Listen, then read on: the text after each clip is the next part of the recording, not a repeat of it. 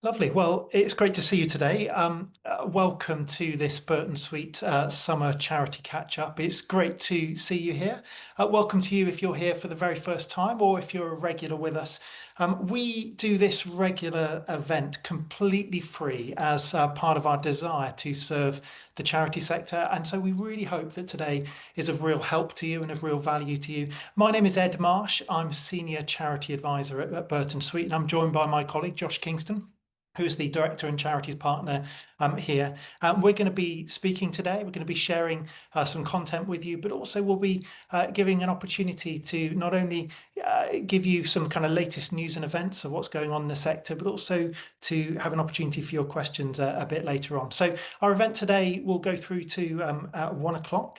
And just to invite you to use the chat function on Zoom at any point during the event to share your comments or your questions or any reflections. One of the real value, one of the things of real value of this event is when people learn from one another.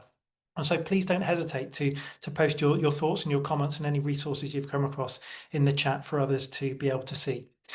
Captions have been enabled for this event. So if for any reason you need to have some kind of captions on screen, you can hit the bottom at the button at the bottom.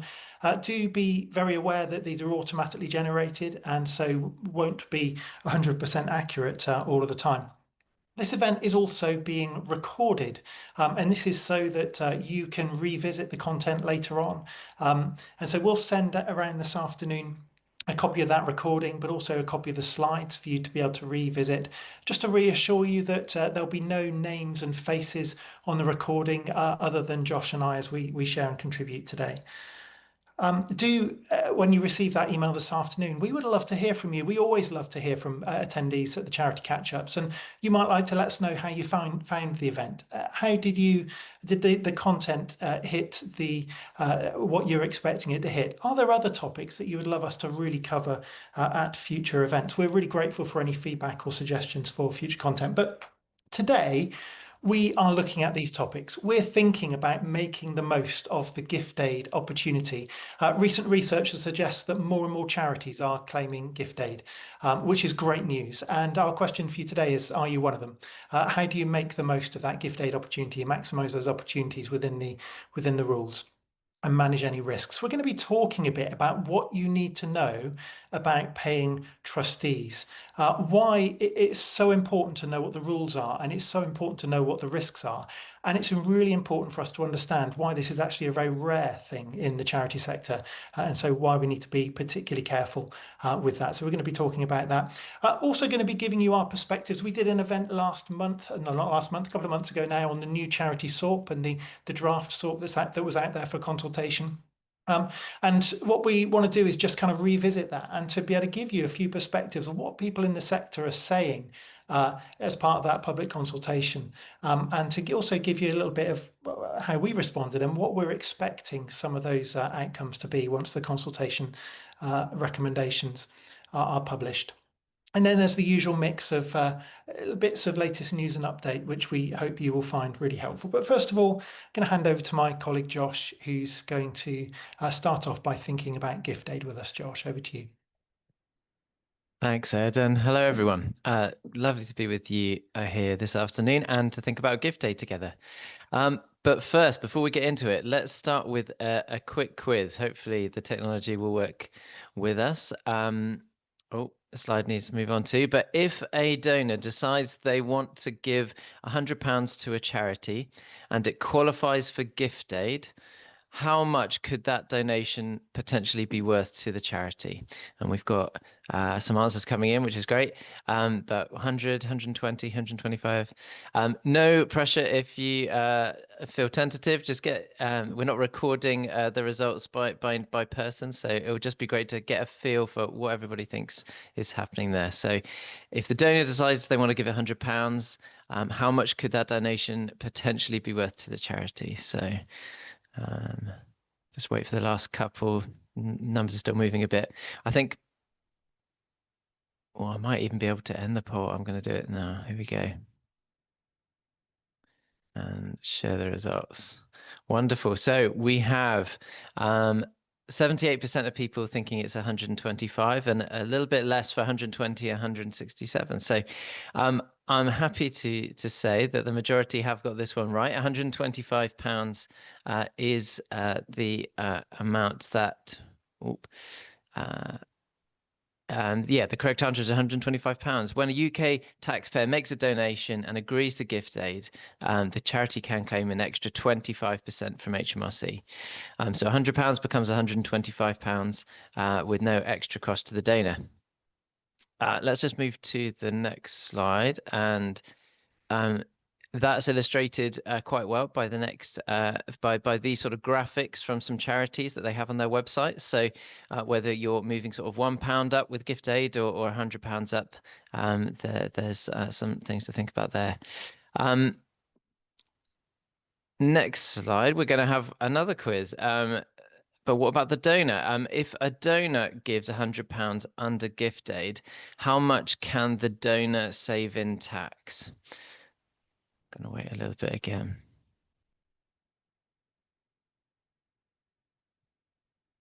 Wonderful. Can see some answers coming in again. Lovely.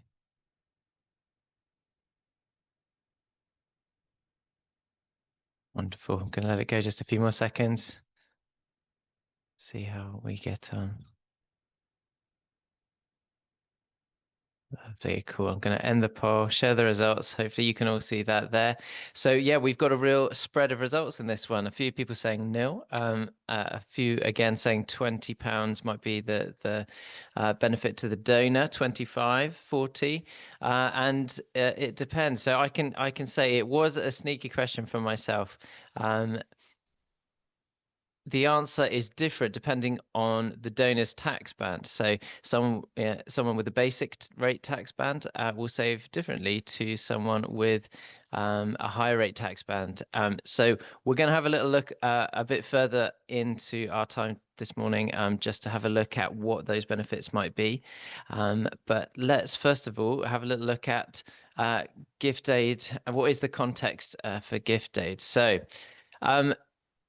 UK charities received about 15.4 billion from public donations last year, which is fantastic, and 1.7 billion was claimed through gift aid in the last tax year, according to HMRC. That includes 40 million that was recovered from gift aid small donation scheme, which isn't a tax relief, but very similar. Happily, there is a trend of a year-on-year increase on that 1.7 billion, with more charities claiming gift aid and the total of those claims being higher each year, which is great. As Ed said, we want to make sure that you are one of those who are able to claim more. It's worth noting that there's still around 560 million, they think, in unclaimed gift aid each year. So eligible donors making donations but not claiming that gift aid, despite some really high awareness among donors. And actually, they're quite everybody's in favor of being prompted to give using gift aid. So there is a sort of huge opportunity gap there to take advantage of. So gift aid. Next slide, please. There are 6 ingredients for gift aid. So for a donation to qualify for gift aid, we need to have these 6 key steps in place. So the charity must have charity tax status. The payment must be a genuine donation to the charity. That gift must be a monetary gift. The donor must make a valid declaration. Any benefit received by the donor must be within certain limits, and there must be a clear audit trail. So let's get into that together, and we'll go through each of those 6 steps. So first, the charity must be eligible to claim gift aid. It must be based in the UK. It used to be that the EU and a few other countries were in the mix as well, but now it must be based in the UK. It must be established for charitable purposes and properly registered with the appropriate regulator. It also must be run by fit and proper persons and formally recognised by HMRC. This is done by applying for charity tax status.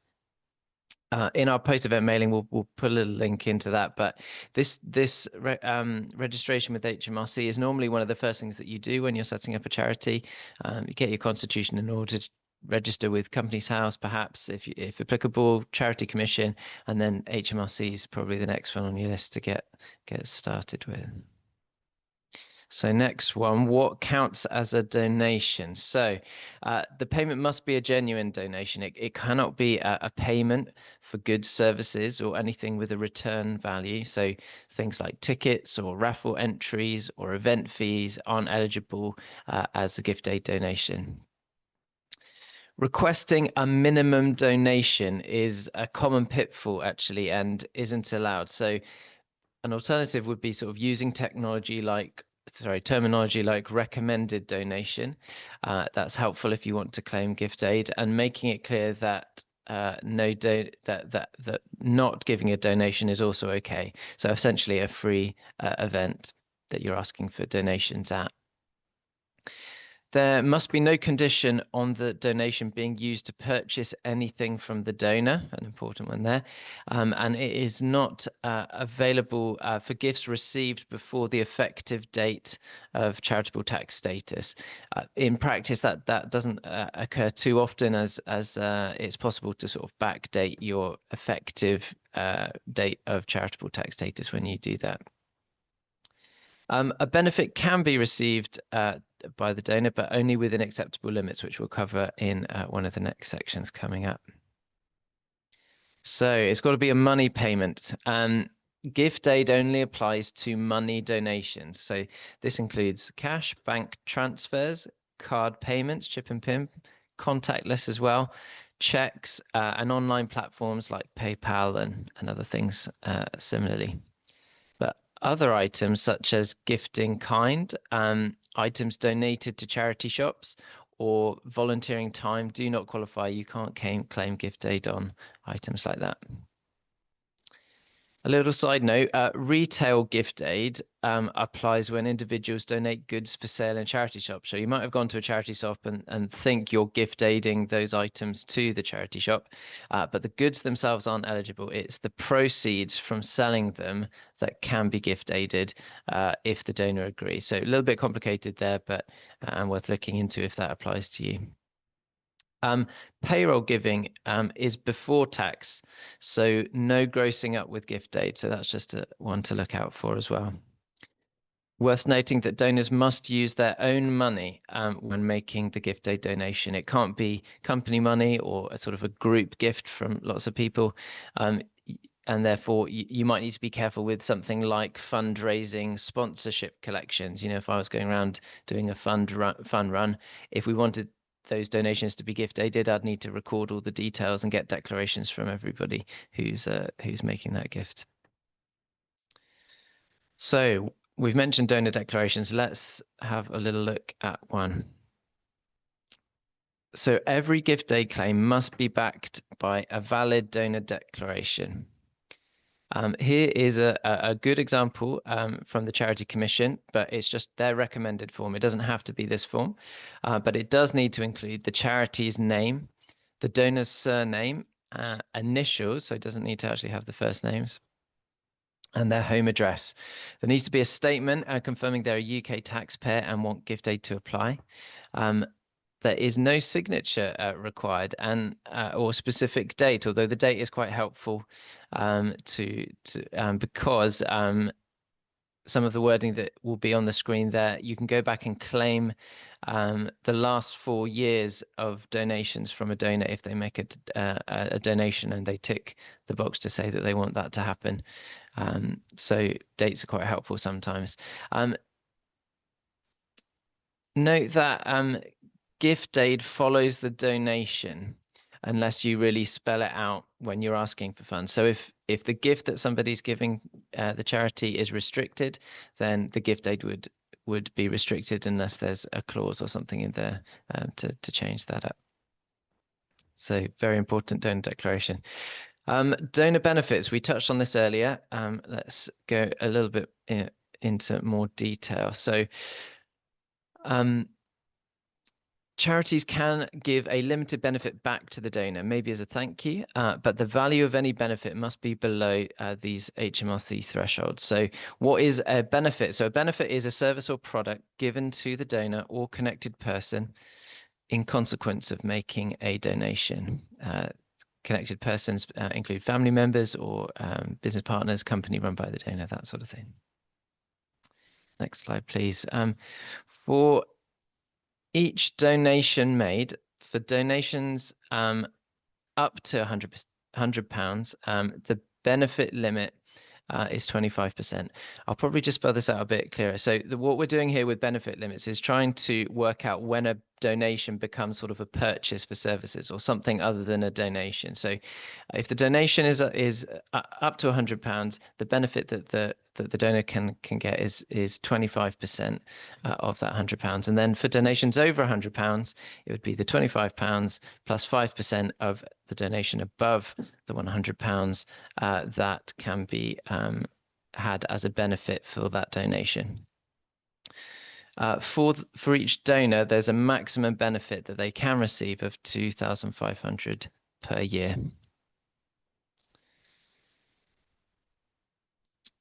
Note that there are some benefits that are ignored. There are some specific charity property admission gift aid rules, which is a mouthful. They're not simple, but they can allow gift aiding a donation whilst receiving admission to a charity property in return. So a complex area, and if it applies to you, then do dig a bit deeper there. Valuing the benefit that a donor might receive can be difficult. The general rule is it is the value to the recipient, but again, a complicated area. Best to seek advice if you are looking to provide benefits or you think you might be providing a benefit to donors in return for their donation. A complicated area that we occasionally come across is trying to gift aid charity auction bids. So that's definitely got some complicated pitfalls within it. So do ask if you wish to think about doing that. Next slide, please. Audit trail requirements. A crucial element to claiming gift aid is keeping good records. So charities must retain gift aid declarations for at least 6 years after the last donation. And there must be a clear link between the declaration and each donation claimed. Gift aid declarations can be written. They can be online forms, perhaps, or even verbal. However, the record the charity holds needs to be able to prove that each donor included in your claim has made a declaration.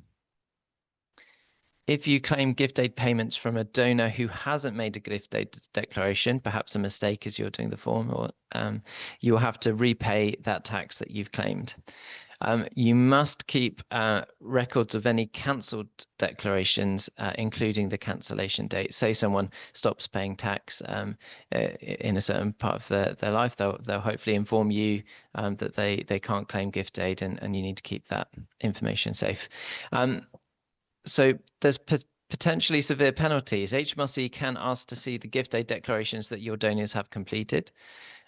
If the audit trail that you have is incomplete, HMRC may extrapolate the sort of gap that you have in your records over the entire gift aid that you've been receiving over the last 4 years. So it feels like quite a clawback from HMRC if they do find that gap. There might be penalties as well, and might dent your record for things like gift aid small donation scheme, which I think we're just about to come to. So those were the 6 sort of ingredients of how gift aid works. There's something else that it should be on your radar, which is the gift aid on small donation scheme. We did cover this a little while back, so we might provide a little link to a bit more information on this as we go, but I'll briefly cover it. It sounds like it's gift aid. It's not quite exactly the same as gift aid, but it allows charities to claim a top up on small cash, chip and pin, or contactless donations without needing individual declarations. So those donating would don't even need to be paying tax. It's a sort of scheme on the side. The limit of donations that you can claim on is £8,000 per year, and the charity must have a clean gift aid record for the previous 2 years. There are some rules around community buildings. Again, a little bit of a complicated area. That means some charities will be able to claim more than just the on the 8,000 each year. Thank you, Ed. Oh yeah, I forgot about this. A little sly poke at the fact that such a scheme is quite complicated in how it's carried out, and perhaps HMRC are looking in the wrong direction when it comes to some of these things. But it's there for you and definitely worth doing. So back to our question at the top, what happens when a basic rate taxpayer, a higher rate taxpayer, and an additional rate taxpayer make a donation to a charity? And in this case, we're looking at £100, and we've got our trusty Excel visual for everyone to enjoy there. So with a £100 donation, you can see that regardless of your tax status, the charity's income gets grossed up to that £125 that we were talking about at the top. But the cost to the donor is different depending on how much tax you're paying.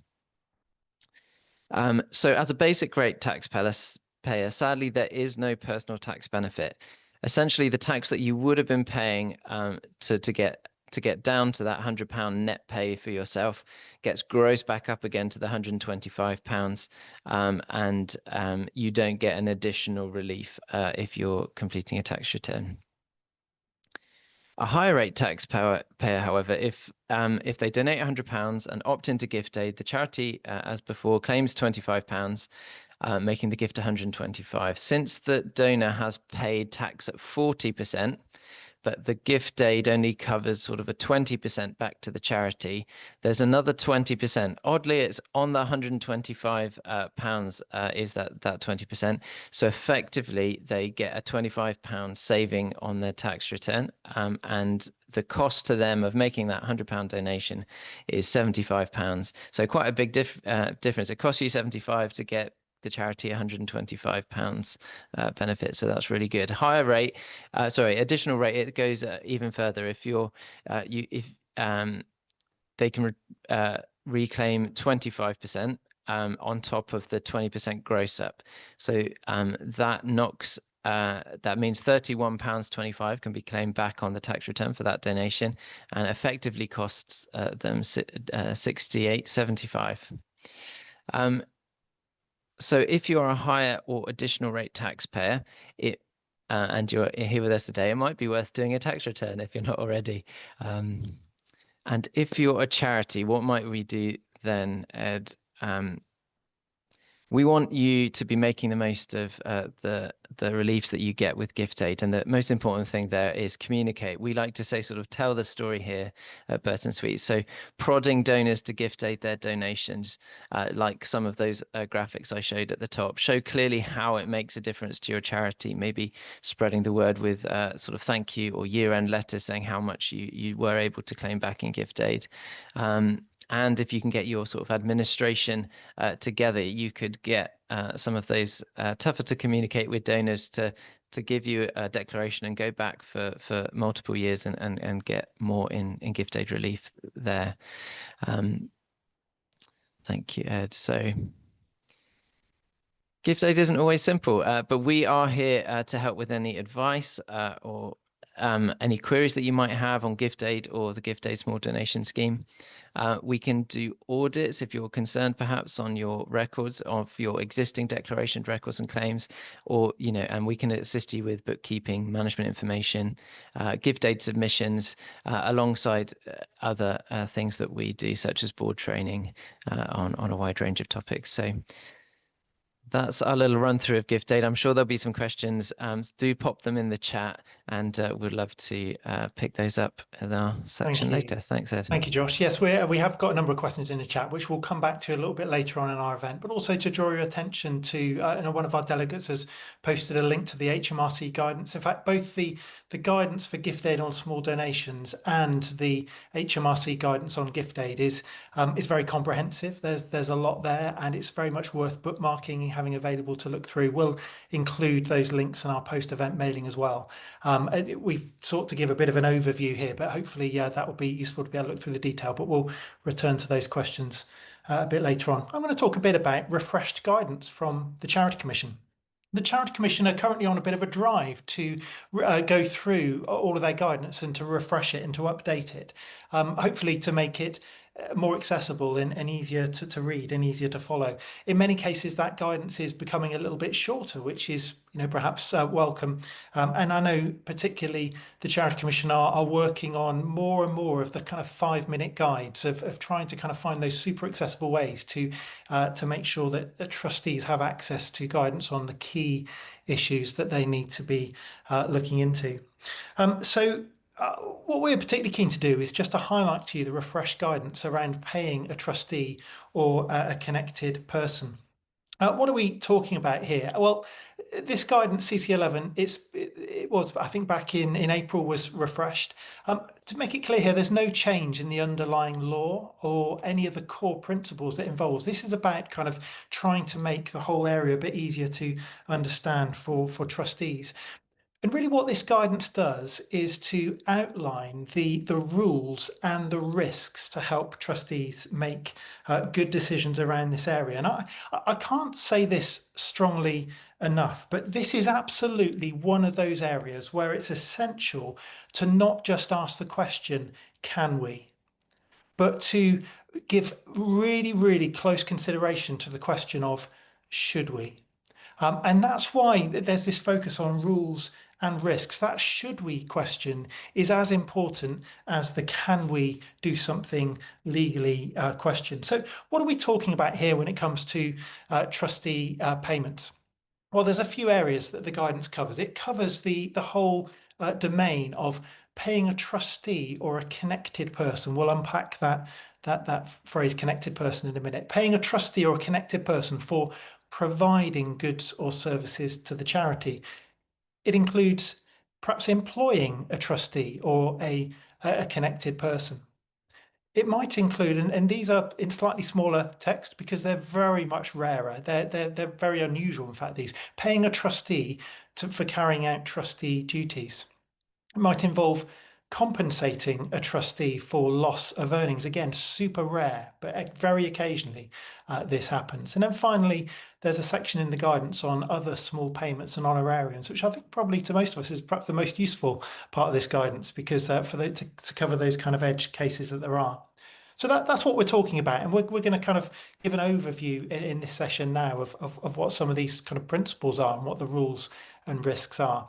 But what are we not talking about? What are we not talking about? We are not talking about trustee expenses. It is entirely normal and completely fine for charities to reimburse trustees for the costs that they've reasonably incurred in performing their trustee role. That might be the costs of attending a trustees meeting, the travel and parking and perhaps subsistence, maybe even an overnight stay where that's kind of reasonable to be able to perform their duties as a trustee. That's not what we're talking about here. Yes, it's important that that's done well and that's done properly, but that's not what this guidance is about. This guidance is about trustee payments.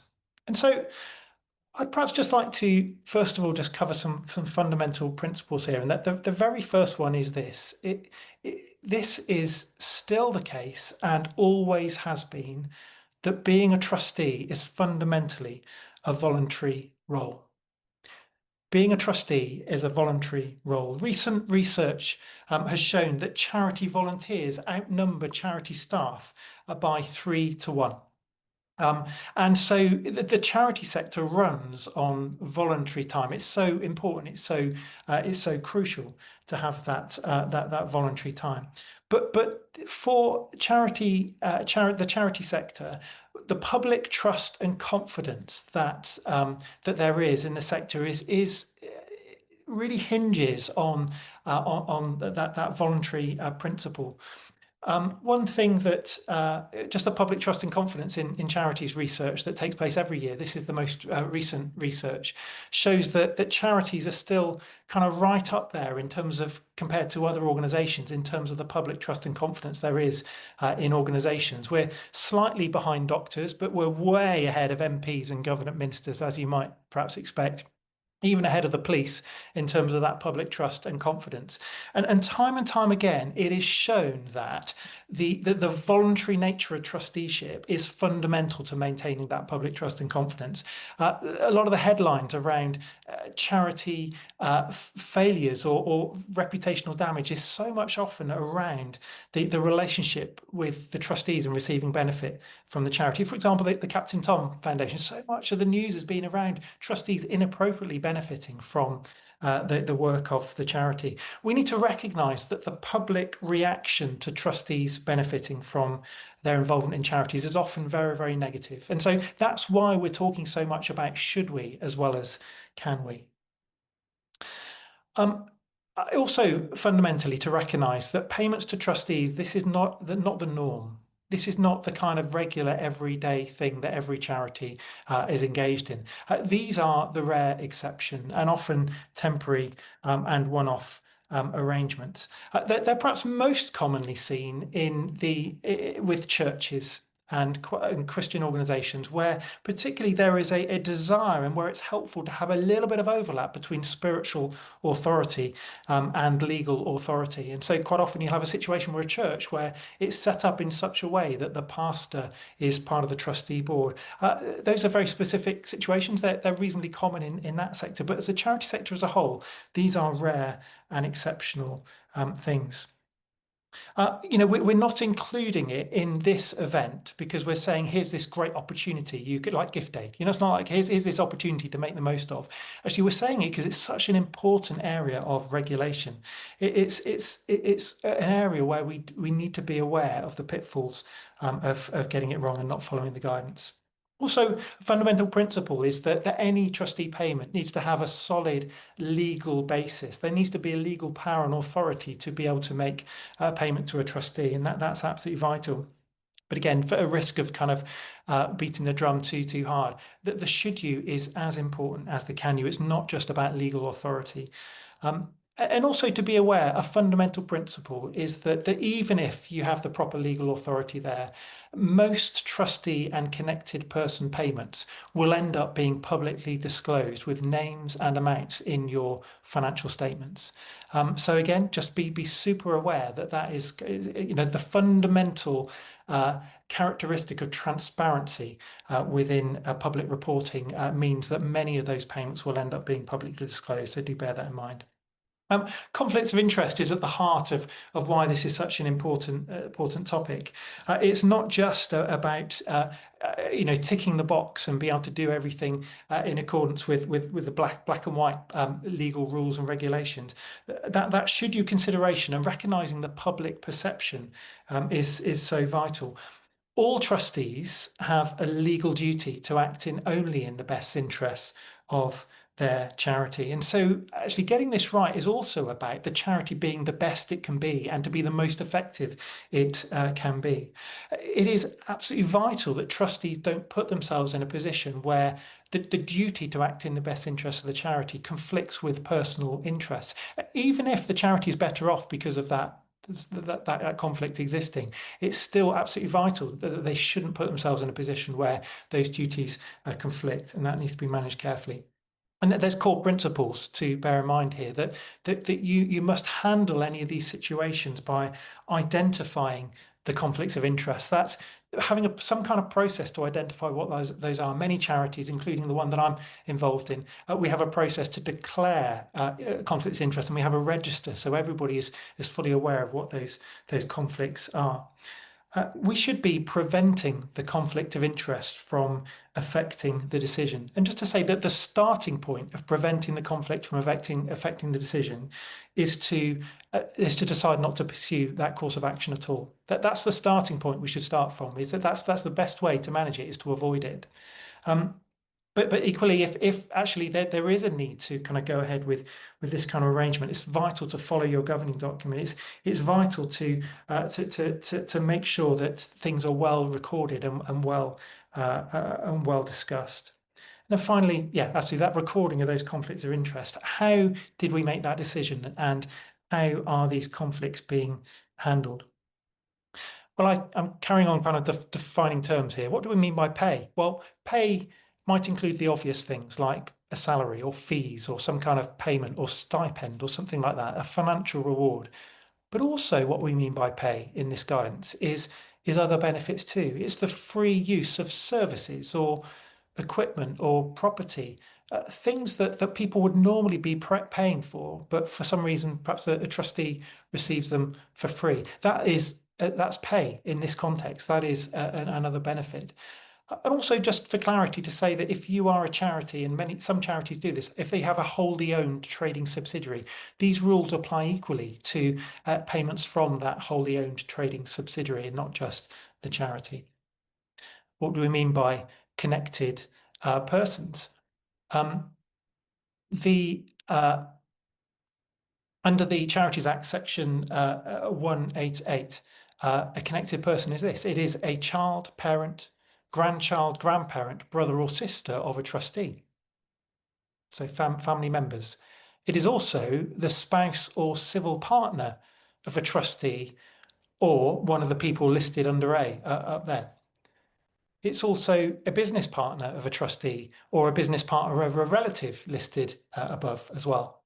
And then it's also any organisations in which the trustee or any of the above people have a controlling or a substantial interest. For example, some kind of business that they are the kind of owner and key kind of shareholder of, or they have a significant interest in that. All of those persons, whether they're natural persons or whether they're a business person, an entity, they are all classed as connected persons under the Charities Act. Companies Act is a very slightly different definition, but very similar, but do be aware of that. So that's what we mean. It's not just about a trustee payment. It's about the way in which other trustees, other connected persons might have a link to. So I'm going to just give a little bit of an overview of these different areas. So we talked about trustees or connected persons receiving payment for providing goods or services. What might this include? This might include the hiring of premises or facilities. It might involve kind of buying food for a charity event. It might involve the charity stationery supplier. It might be secretarial work. It might be plumbing services. It might be a range of things like that. That's what it means by providing goods or services. And so what the guidance talks about is that if you have the power in your governing document to be able to do this, then you just need to follow what your governing document is requiring you to do in making that decision. But if you don't have that power, you can rely on a statutory power. And that statutory power comes with 6 conditions. And do have a look at the guidance for these 6 conditions. But just briefly overview that you've got to satisfy all these conditions. That there must be no prohibition in your governing document from the ability for a trustee to be paid, for a trustee or connected person to be paid for providing goods or services. So make sure that your governing document can't say it's not allowed. You must be able to demonstrate that it's in the charity's best interest to pursue that course of action. The amount paid must be reasonable, and you must be able to kind of discuss and assess whether that's reasonable. There must be a written agreement in place with that person or that entity supplying those goods or services. This must only ever apply to a minority of the trustee board. And then finally, the conflicted trustee or must not take part in any of the discussion or decisions around going through that course of action. If any of those conditions can't be met, and especially if the first one can't be met, the guidance gives a whole kind of range of kind of next steps of things and what to be doing about that and what you need to do to be able to obtain development permissions if indeed that there is it is a good thing to go ahead with this particular course of action. So that's the first area, providing goods or services. Employment. This happens from time to time, and the guidance covers these 3 scenarios where you employ a trustee who will stay as a trustee, where you employ a trustee who will then resign as a trustee. It might be that they've resigned already, but if they were involved in the decision about creating this role, then you need to read this guidance. And then employing a connected person of a trustee. That's what we mean here. And really what this guidance says that you must absolutely consider first off whether it's in the charity's best interest to employ the trustee or the connected person. That means, and should always be the case for all appointments, you need to appoint the best person for the role, for the charity. That usually means an open recruitment process. That usually means recruiting in such a way to get the best person. And that's a fundamental starting point. You need to figure out whether what's the roles being offered, whether actually the pay is reasonable. You need to be thinking about managing the risks of any future decision making that will come from potentially a trustee, applying for this role and being in this particular situation. Creating roles just for trustees is not really what's permitted here. You need to be managing the conflict of interest when making the decision, and you need to understand what are the ways in which we're going to make sure that these interests don't conflict, to make sure that the best interests of the charity are always preserved. And then finally, you need to check that you have a suitable legal power or authority to do that. It might be that your governing documents, some governing documents already have a clear power that's in there. And if it has, then you can use that power, but you need to use it carefully. You need to make sure you follow any stipulations that are there and make sure you follow any conditions or any processes that it dictates. If there's not a clear power, or indeed there's not a clear prohibition, then you need to obtain Charity Commission authority. And so you need to approach the Charity Commission and ask them for permission to be able to have this role that employs a trustee. I said here a long list of information needed. I think I was just going to very quickly read to you the required information the Charity Commission want when you're applying for authority, because it's long. Who you want to employ, whether they're a trustee and whether they're chair, whether they're a connected person, who they're connected to and how they're connected, whether they've resigned as a trustee, when they resigned, what involvement they had in a recruitment before they resigned, why they have not resigned, why you need authority about the role, for example, job title, duties, hours, whether it's permanent or temporary. If it's a new role, why does the charity need it? If the role is a new role but previously undertaken by a volunteer, why have you decided it needs to be a paid role? What's the pay package? How have you decided on the pay package? If there's an existing role, whether you change the pay package and why, blah, blah, blah. I'm not even going to get to the bottom of that list. There's so many things you need to be considering to demonstrate that you've been properly considering that this is a justifiable course of action. So do bear in mind that that is the case. I'm going to move on to just talking about small payments and honorariums, because this is probably the most relevant one to many people.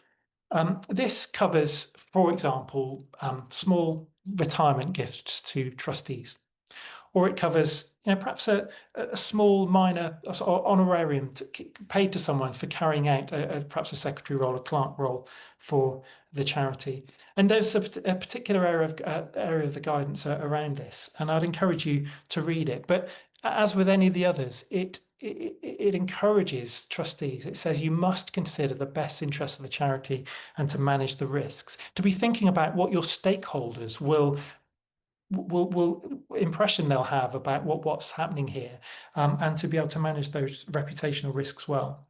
And what the guidance says is that no further legal authority is needed if, for non-company charities, the individual payment is £1,000 or less, or for company charities, that needs to be £200 or less. But also, the total payments to all trustees must not be more than £1,000 for the financial year, and that's both for company and non-company charities. And beyond that, you would need to go through a process of obtaining permission from both the Charity Commission and, as a company, also from your members as well. Just bear in mind that. And again, just to say, legal authority is legal authority. Whether you should do something is a completely different question.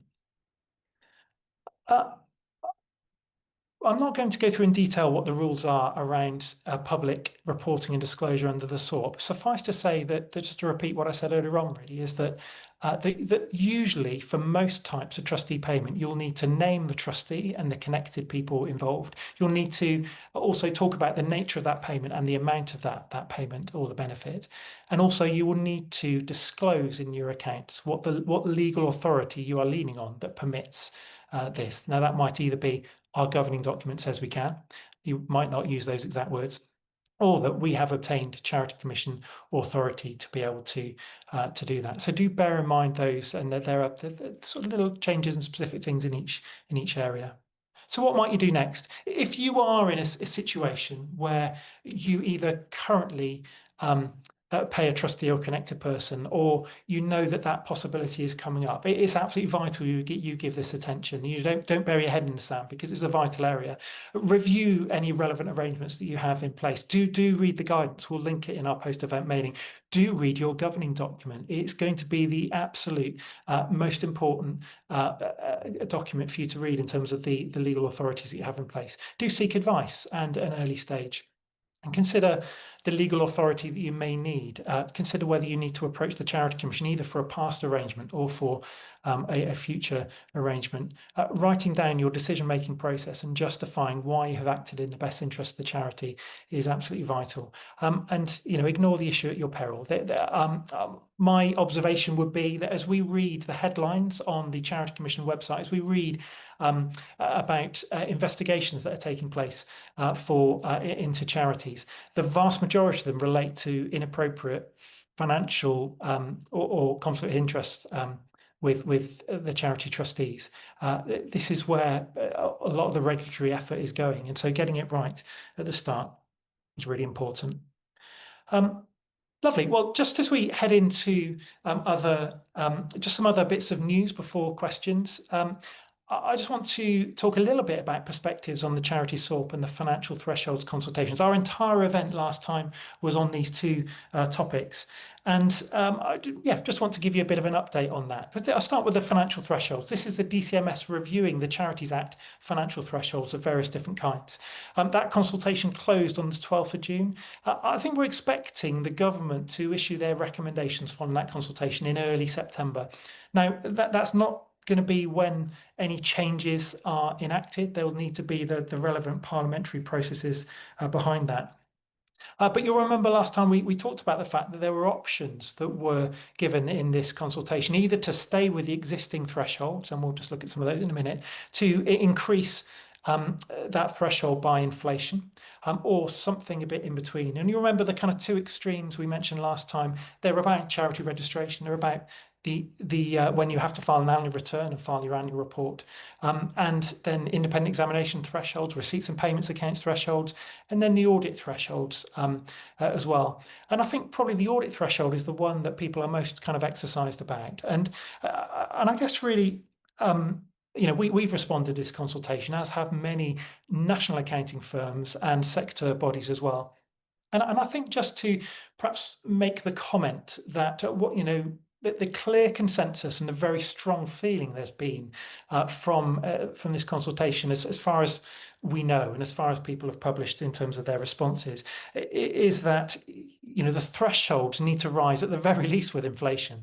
That the regulatory burden on smaller charities is significant, and there is a need to raise that. So even entities like ourselves that conduct charity audits, yes, we're not turkeys voting for Christmas. We're basically saying what's really needed here is an audit threshold that rises, that's proportionate, and allows smaller charities to have the appropriate level of external scrutiny. So whether it's the ICAW, whether it's the Charity Finance Group, whether it's the large national accounting firms, I know a number of other sector bodies as well have been calling for these thresholds to be rising. And so we'll see what happens in that. But I certainly hope that we're going to end up with a rise in those thresholds. And then the charities SORP. I mean, just a reminder, if you're an unincorporated charity below £250,000, then you can elect to prepare receipts and payments accounts. And so the charity SORP is not really relevant to you. But if you have income of above £250,000, or if you are constituted as a company, then the SORP is very relevant indeed. And so the SORP is all about how do charities prepare their accounts. And it's all based on FRS 102. How do charities interpret FRS 102, and to bring in some of those sector-specific requirements to enable charities to report well on all that they're doing and all that they're bringing. Where are we in this new SORP process now? Well, we've got to the end of this 12-week consultation that ended on the 20th of June 2025, and right now, hopefully, there is a final SORP being written and finalised. That will need to go to the FRC, the Financial Reporting Council, to be approved. And then we hope to The public version, final version of that SORP should be available in October, ready for the 1st of January 2026 implementation date for accounting periods beginning on or after that date. Of course, when it comes to that point, we will be talking to you again about what that final SORP includes, and to be giving a bit of training on the particular tricky areas within that. You'll remember last time we mentioned some of these new areas, that there's this new tiering approach, 3 tiers rather than the previous 2 tiers, where different levels of requirements for different charities. There were the 2 very significant FRS 1 and 2 changes inevitably come into play with the charity SORP around leases and income recognition, a real strengthening of narrative reporting in the trustees annual report. I love this little graphic it came across the other day. Trustees annual report, read it again, it's so exciting, I will love it. Hopefully all of our trustees annual reports are just like that. And then the illustrative options for smaller charities, particularly around income and expenditure reporting. So some of those key changes and more. What is the sector saying? What have people been saying as part of this consultation? I'll bring them all up at once. I think there's been a general positive reception to the trustees annual report developments, but I think many people feel that they overreach a little bit for the very smallest charities, and so yeah, it's definitely kind of something that would be interesting to see what comes in that final SORP. I think there is a general feel that overall the SORP, as a much longer document than it used to be, is actually still far too onerous for the very, very smallest charities. So Charity Finance Group, for example, suggested, really we need there to be some kind of micro tier for charities that are very small, that just includes the must, just includes the essentials. There's real challenges here. I mean, to be honest, the SORP committee, their hands are tied. They've got to include certain things. The issues are perhaps a bit further up the chain with the Financial Reporting Council, but yeah, that's certainly the feel is, my goodness me, this is hard work to comply with this. And especially the income recognition and lease accounting modules, they are tricky. There's a lot in there. It's actually really hard to understand for the very smallest charities, but unavoidably so. This is just the reality that we're in terms of what the requirements are. I think my hope is that particularly the tiers will be amended in the final SORP, that we will have particularly that tier 2 lower threshold of £500,000 will be raised. It's ridiculous that a charity with £501,000 income has to do exactly the same for a charity with £14.99 million. And so I hope that there'll be some kind of revision to those tiers. Now, finally, before questions, mentioned to you these bits of news. There's lots of news actually going on in the sector, but these are the ones that caught our attention in particular. The Charity Commission's annual budget in the latest spending review has been increased by 27%. Particularly, I think that budget will end up being spent on increasing staff, which I'm sure will be very helpful to their work, but also on the digitisation and AI kind of technology that comes with regulating charities in the modern world. But that's just an interesting thing that caught our eye, particularly over the last kind of 5-10 years. There's been huge budget cuts to the Charity Commission, so it's great to see that there's some more resource going into charity regulation. Updated guidance on raising concerns about a charity, where members of the public want to raise concerns about the behaviour or the actions of a charity. That guidance has been updated, and there's a new online concerns form that people can fill out. And then finally, I think this one is absolutely welcome news. We have so many clients, and we hear of so many charities who have had their bank account shut at short notice because perhaps the bank perceives that they haven't provided the information that the bank's requested of them, money laundering kind of information about trustees and etc. And it's been a real challenge. The Treasury have announced that they're introducing some debanking provisions. So once those are enforced, it should be next year, banks will be required to give charities 90 days notice before closing their accounts, and they will be required to give a clear explanation of why they're proposing to do so. There's lots of issues around charity banking at the moment. This is just one of them, but that this is kind of welcome news. There's going to be some degree of protection, not just for charities, but for organisations as a whole.